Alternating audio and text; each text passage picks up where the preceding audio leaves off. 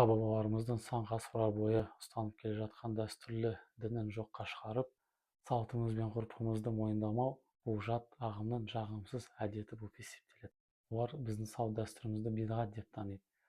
Ал ислам діні әлемдік дін болғандықтан, ол адамзат баласына ақиқатты танытып, әрбір ұлт пен ұлысқа өзінің дәстүрін сақтай отырып, ізгілікті насихаттайды. Пайғамбарымыз, оған алланың салауаты мен сәлемі болсын, арабтардың ислам дейінгі дәуіріндегі қолданған әдет-ғұрыптарды, шариғатқа қайшы келмеген әдет-ғұрыптарды қолдануға рұқсат берген. Тіпті ханафи мазхабындағы шариғат ережесіне сай келген әдет-ғұрып шариғи дәлел болып қарастырылады. Ғалымдарымыз бұған қатысты Ағраф сүресінің 199 аятындағы ғафу жолын ұста, ғұрыппен әмір ет және надандардан теріс айнау деген аятты дәлел ретінде келтіреді.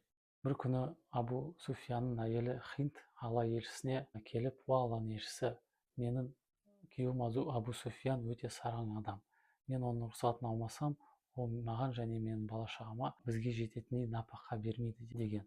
Сол кезде Алла елшісі, оған Алланың салауаты мен сәлемі болсын, өзіне және балана ғұрыпқа сай жететіндей напақа ал деп айтқаны бар.